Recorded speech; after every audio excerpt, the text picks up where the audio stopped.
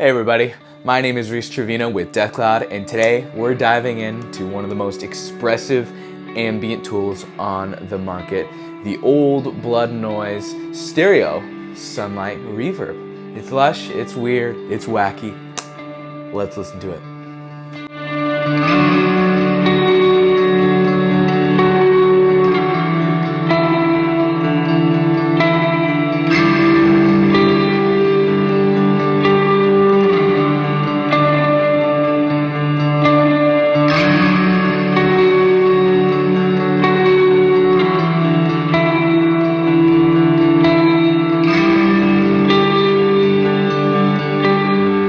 Okay, so what makes this pedal so special, especially in the stereo version? Well, first, the Sunlight Stereo builds on the original mono Sunlight, but adds full stereo input and output, letting you preserve and shape a stereo signal path. Second, it features onboard presets, MIDI in and out, and USB connectivity, and assignable expression pedal inputs, making the Sunlight a serious rig level tool rather than just a simple one knob reverb.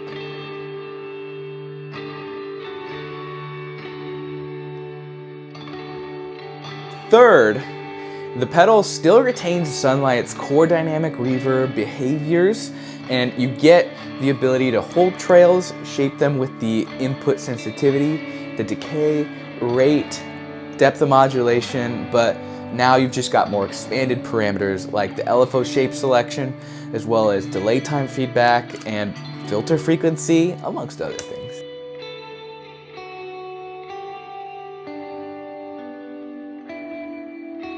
Finally, the build and routing wise for this pedal, it's all analog drive-through, selectable true bypass, top-mounted jacks, robust chassis. It's designed for serious boards and serious players that want a serious reverb that can do it all for them. But in short, if you love the original Sunlight for its ambient, free-forming textures, this stereo version gives you that, plus a lot more flexibility, especially in those stereo rigs. Okay, now we've got Sunlight on the table for today. Let's get it unboxed, and we'll go ahead and do a deep dive on the pedal settings and parameters.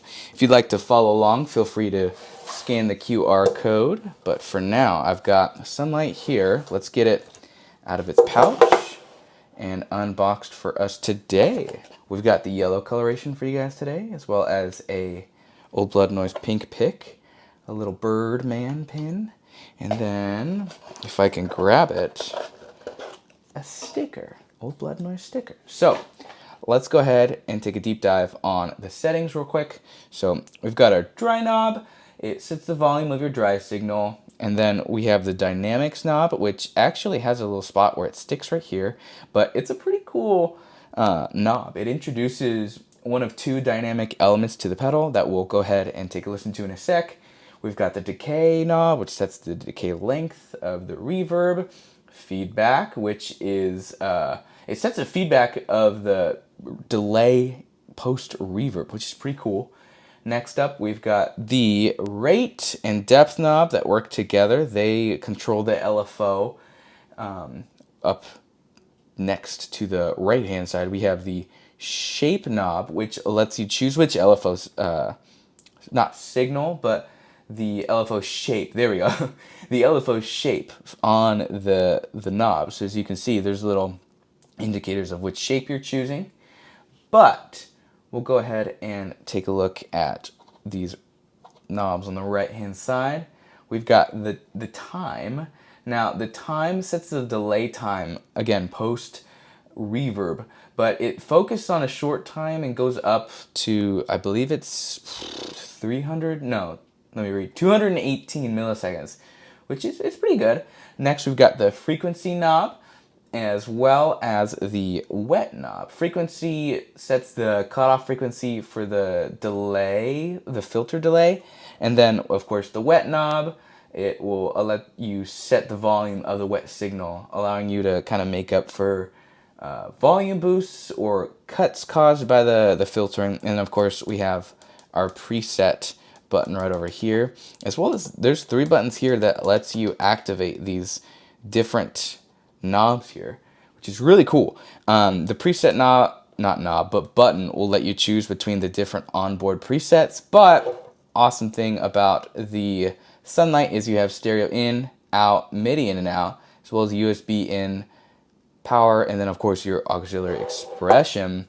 Tons of abilities for you to be able to route, not only route, but also to use Sunlight and maximize its potential, which is really awesome to be able to see in such a small form factor. But what I'd love to do is I'd love to get it hooked up, and we'll take a listen to our clean tone, but we'll get right into the demo.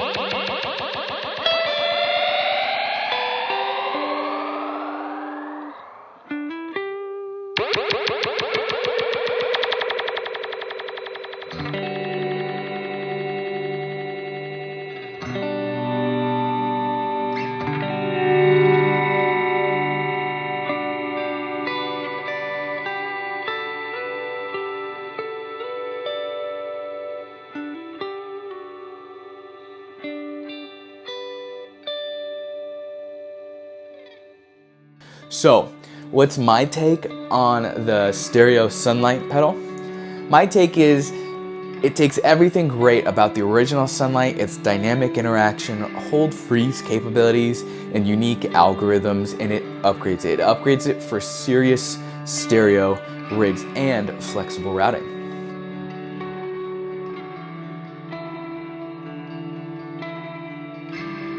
If you're working in mono and you don't care about MIDI or stereo, the original might still get you 80% of the sonic magic, but if you're building a modern pedal board, doing a stereo rig, live switching, maybe ambient worship sets, or even post-production stuff, even the mono, especially the stereo version, it's gonna get you so much more as far as extra value. And plus, the presets, the USB functionalities means it'll adapt and it'll grow with you, with your setup, instead of just being another reverb pedal. Now on the flip side, you'll want to make sure you give yourself enough time to dial it in. It's rich, deep, wild reverb can get wild pretty fast. But if you invest time and if you truly take a second to see how it will interact with your rig, it becomes not just a pedal, but an instrument in your signal chain. Overall, I highly, highly recommend for players who want ambient depth, stereo expression, and creative control over their sound. With that being said, thank you so much for watching. If you found this helpful, hit that like, subscribe, drop a comment, let us know what you think of the pedal and maybe what setting you would try first on the Sunlight pedal. Don't forget to check out DeathCloud for more gear demos and more pedal deep dives. And if you'd like to get Sunlight for yourself, the Sunlight Stereo version will be available down below in the link. Feel free, keep creating, keep exploring. We love you guys. Thank you so much for watching, and we'll see you on the next video.